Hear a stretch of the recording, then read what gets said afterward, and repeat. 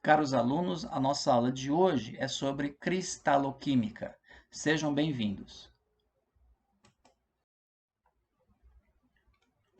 A definição de cristaloquímica é a seguinte: é o campo da ciência que estuda a relação entre a estrutura interna dos cristais e as suas propriedades físico-químicas. Ela investiga a ordem dos átomos e dos íons nos cristais, bem como as forças que mantêm essas partículas permanentemente interligadas em posições regulares.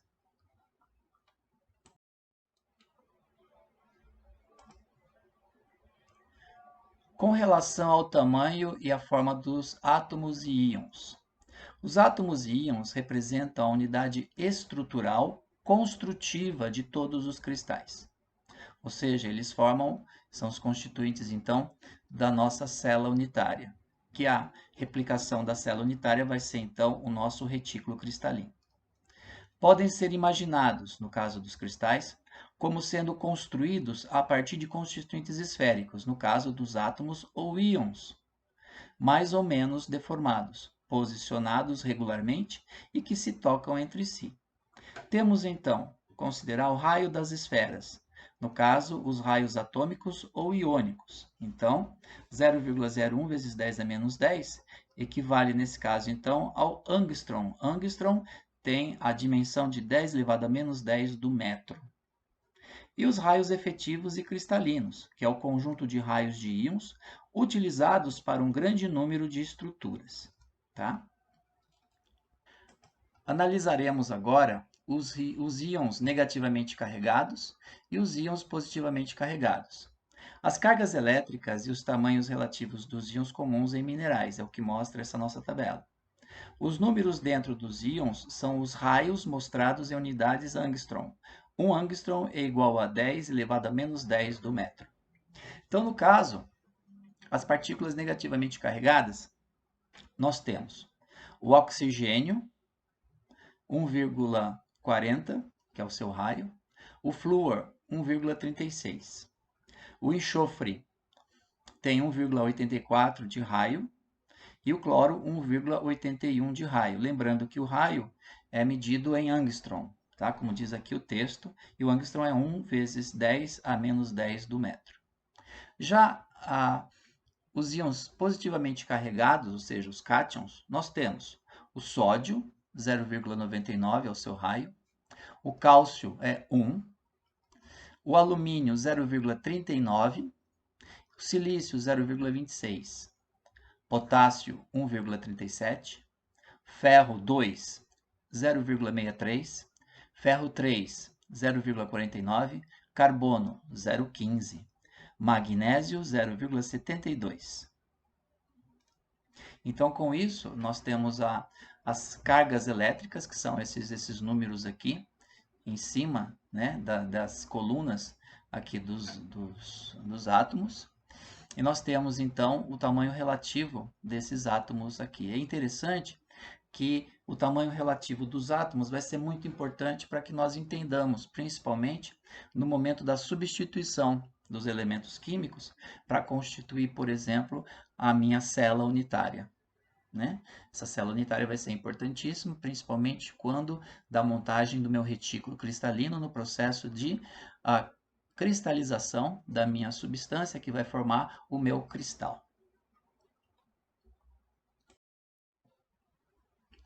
Ainda sobre cristaloquímica, os raios iônicos são afetados principalmente, primeiro, pela constituição da órbita eletrônica, ou seja, pela posição na tabela periódica do elemento químico. Segundo, pela carga do íon, o tamanho dos íons de um mesmo elemento aumenta com a carga cada vez mais negativa. Então, essa é uma característica, tá? Que a gente verifica aqui nos elementos químicos. E terceiro, né, em relação ao que afeta o raio iônico, pela coordenação dos íons na estrutura. Então, a posição e como nós temos a coordenação dos íons na estrutura que vai montar principalmente a minha célula unitária, vai ser muito importante.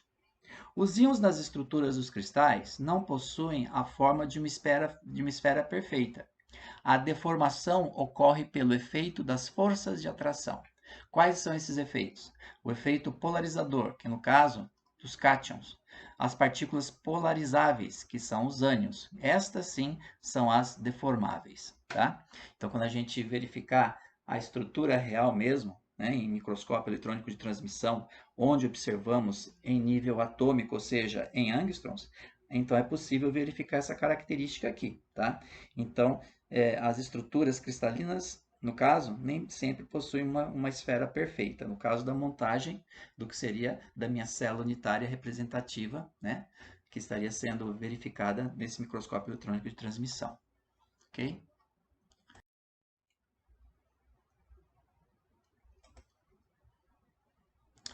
Aqui então nós veremos as ligações dos cristais. Inicialmente começaremos com a ligação iônica. É a ligação de caráter eletrostático ou como resultado da atração eletrostática de partículas de cargas contrárias. As propriedades dos cristais iônicos, que contêm essa ligação iônica. Eles possuem um alto ponto de fusão. Possuem também uma baixa condutividade elétrica. No caso, possuem uma dureza. Essa dureza, gente, ela é devida principalmente às forças eletrostáticas entre os íons. A dureza indica aquela propriedade que um cristal ele pode riscar o outro, tá? E a quarta podem apresentar clivagens. O que é clivagem? Clivagens são aqueles planos por onde, se você aplicar uma força sobre o cristal, são esses planos que vão possibilitar a quebra da estrutura do cristal nestas direções. Então, chamadas de clivagem ou planos de clivagem. Ligação covalente é quando o par de elétrons compartilhado por dois átomos, configurações eletrônicas mais próximas de um gás nobre, um gás inerte, estável, é direcionada e os átomos deformam-se na direção das ligações. Propriedades dos cristais covalentes. Primeiro, tem temperatura de fusão inferior à das ligações iônicas. A sua dureza é elevada e são insolúveis. E não conduzem corrente elétrica, exceto a grafita.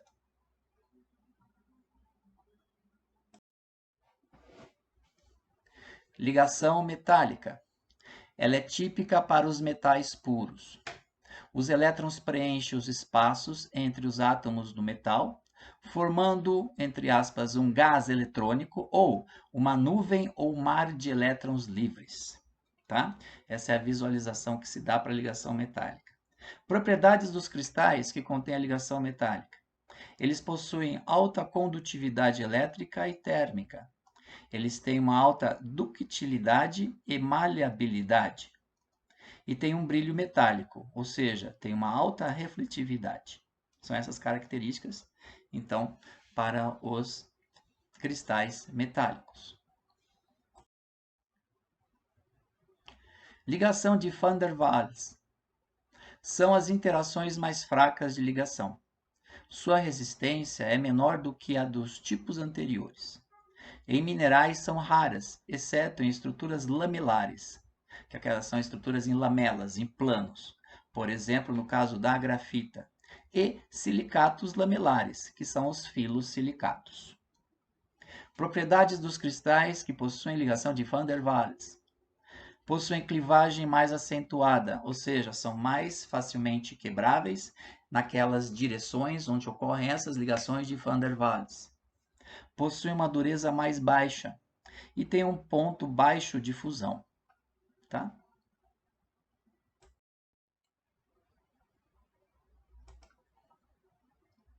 Ligações mistas.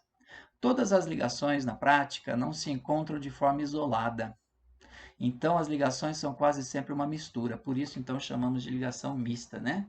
É uma maneira de dizer que você não vai ter uma exclusividade de uma ligação só, então elas podem estar misturadas ali na estrutura atômica. Eu tenho também a eletronegatividade, EV. Nesse caso, a eletronegatividade é a combinação entre as ligações covalente e a ligação iônica. Quanto mais o átomo atrair os elétrons de valência, maior será a sua eletronegatividade. Os elementos mais eletronegativos estão concentrados no canto superior direito da tabela periódica. Os mais eletropositivos estão no sentido oposto. Então, isso a gente observando a tabela periódica dos elementos e vendo essa característica, a gente pode saber quais são os mais eletronegativos e quais são os mais eletropositivos. Coordenação. A cristaloquímica considera que a estrutura do cristal pode ser imaginariamente desmembrada em formações simples, planas ou espaciais, em cujos centros e vértices encontram-se átomos ou íons, no caso quando a gente estuda os nossos poliedros de coordenação. O volume dos poliedros de coordenação é menor do que o volume da célula unitária do retículo cristalino. Isso é muito importante, tá? Certo? Então, o volume dos poliedros de coordenação é menor do que o volume da célula unitária. Os poliedros de coordenação podem ser utilizados para caracterizar a estrutura interna de um cristal. Então, aqui, né? Estrutura do epídoto. O epídoto, gente, é um aluminosilicato de cálcio, ferro e alumínio hidratado, tá? Nesse caso, pertence ao sistema monoclínico, e aqui a estrutura está desenhada por meio de esferas. Então, aqui seria A, né? Essa parte aqui seria A. E por poliedros de coordenação, seria B. Então, as minhas esferas aqui, né? Indica a estrutura do epídoto, tá? Essa estrutura aqui, então, indica o meu retículo cristalino do epídoto. E a unidade representada, então, pela presença dos elementos químicos, seria a minha célula unitária, ok? Nesse caso aqui, então, os meus poliedros de coordenação, lembrando para vocês que os poliedros de coordenação, eles têm uma sua somatória, um volume menor que o da célula unitária. Nós temos aqui a representação, então, dos átomos silício, alumínio. Esse alumínio e ferro é o que está na coordenação aqui dentro desse parênteses, ok? Esse daqui. Temos o cálcio, o oxigênio e a hidroxila, tá? Então, eu tenho o átomo de silício possui coordenação tetraédrica, por exemplo, na estrutura do quartzo ou de silicatos. O carbono possui coordenação planar ternária, o cálcio acenária, por exemplo, na estrutura da calcita. Então, nós veremos aqui, né? Então, no caso, o silício, 4, o cálcio, 6 e o carbono, 3. Tá certo? Então, seria aqui, no caso, um exemplo da estrutura que a gente disse no slide anterior.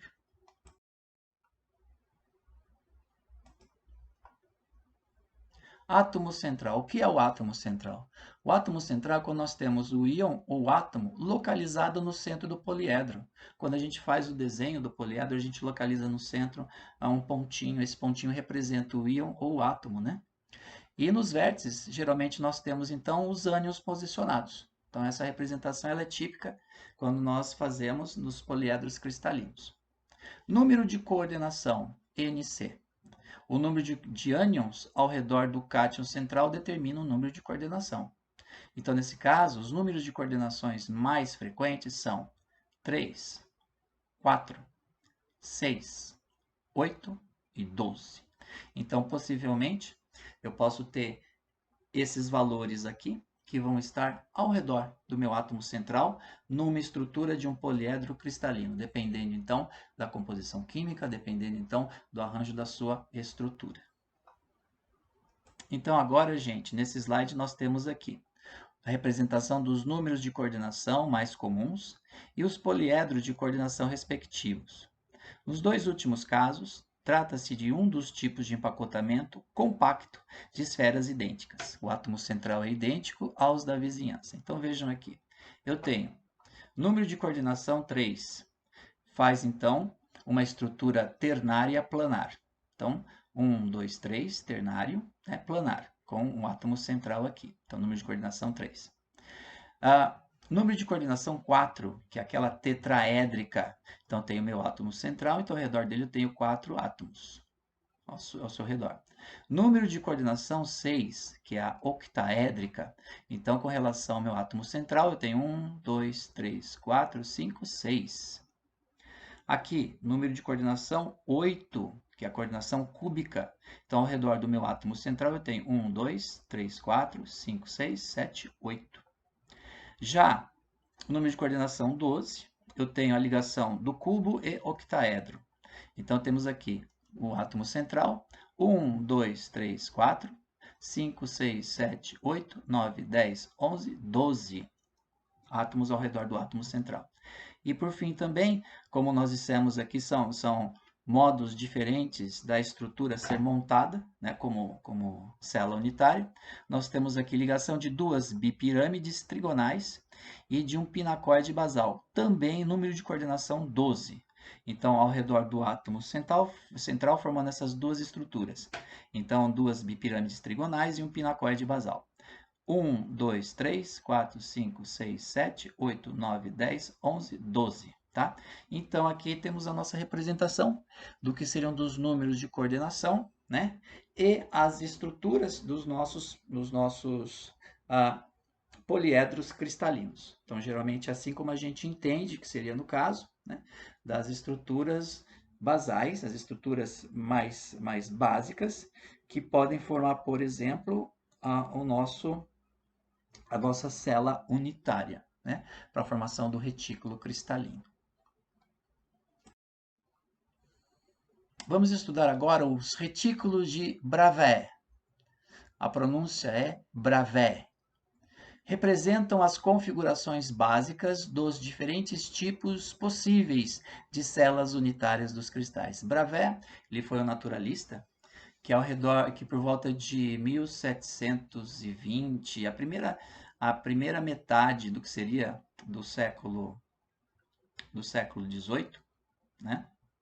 Então, Bravais, esse francês, ele fez então a representação das células unitárias, tá?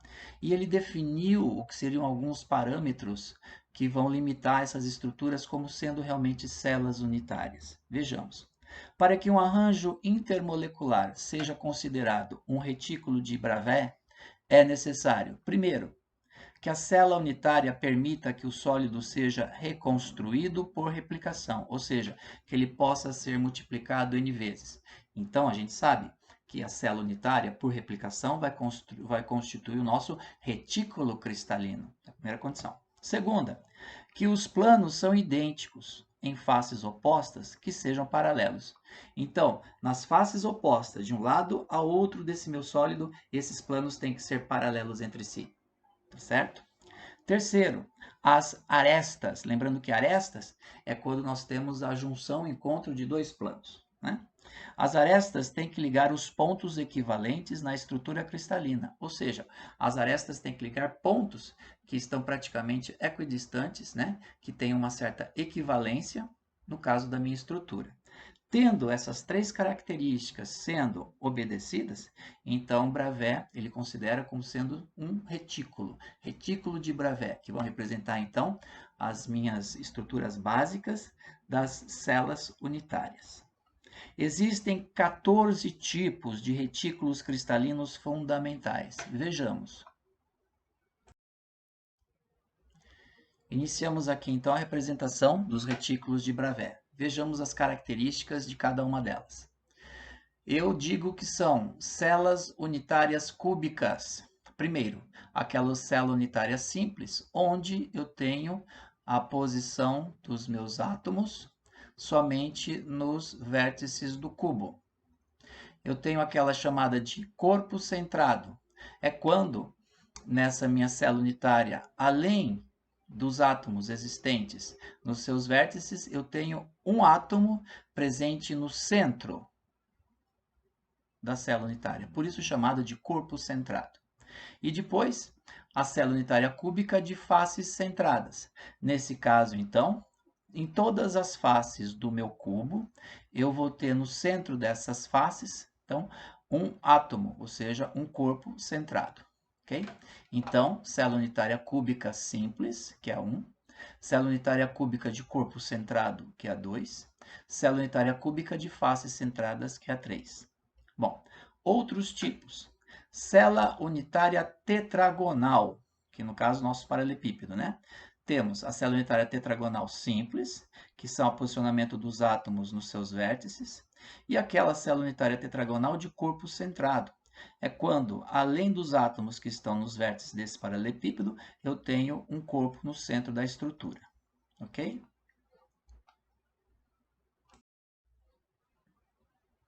Dando continuação, célula unitária ortorrômbica.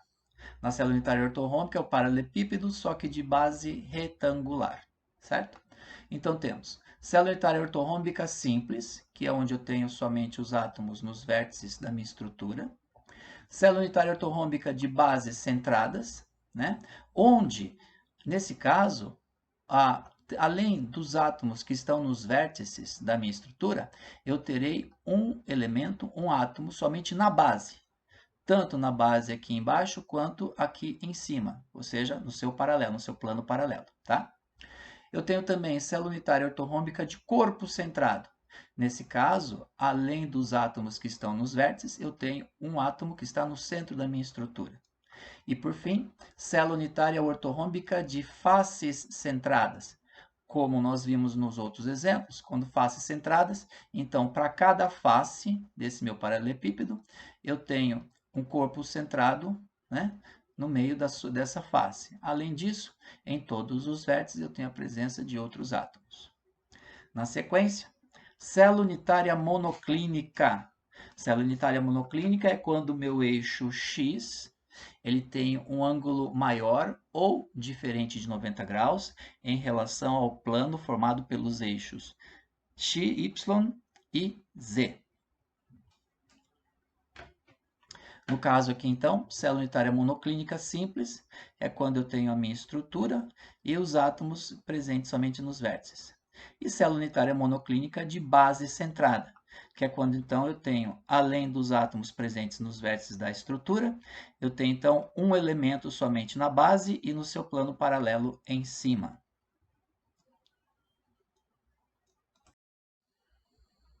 Dando continuação, célula unitária triclínica, que é no caso quando os meus três eixos x, y e z não são ortogonais entre si.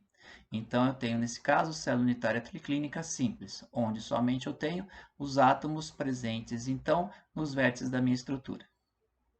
Na sequência, célula unitária hexagonal de base centrada. Então nesse caso, eu tenho o que seria meu prisma de base hexagonal, tá?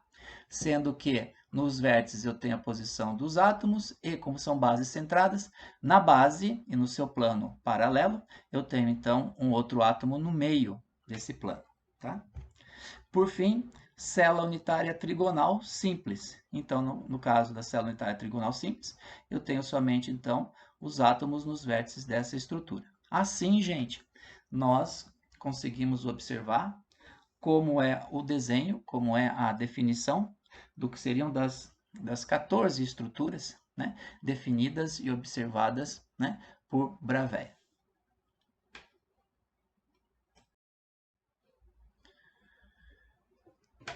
Aqui, então, fazendo como se fosse um resumo final do que seriam as estruturas, né, visualizadas pelo Bravais, os retículos de Bravais. Então, nós temos aqui o que seria o sistema cúbico, tá? Nós temos o simples, o central e bases centradas. Nós temos o tetragonal simples e o de corpo centrado. Nós temos aqui o trigonal e o hexagonal. Vejam que aqui em maior proporção, né, o desenho mais completo é o hexagonal, e esse canto aqui representa o trigonal. Então, o trigonal seria o quê? Seria uma divisão do hexagonal. Aqui no caso, um outro tipo do trigonal também observado, tá certo? Então, eu tenho aqui do meu hexágono, eu posso ter então uma outra estrutura montada aqui dentro, que representaria também o meu sistema trigonal. No caso do ortorrômbico, tá? O simples, o de corpo centrado, base centrada, né? E as faces com os seus elementos aqui centrados também. O triclínico, né? No caso, o simples, e o monoclínico simples e o monoclínico de base centrada. Observe, então, que eu tenho aqui os meus ângulos alfa, beta e gama, a angulação entre eles, tá? E, no caso, esse A, B e C, né, seria então em relação a características dos eixos, mas aqui a gente vai ver depois em outra aula, ok? Era isso que eu queria mostrar para vocês.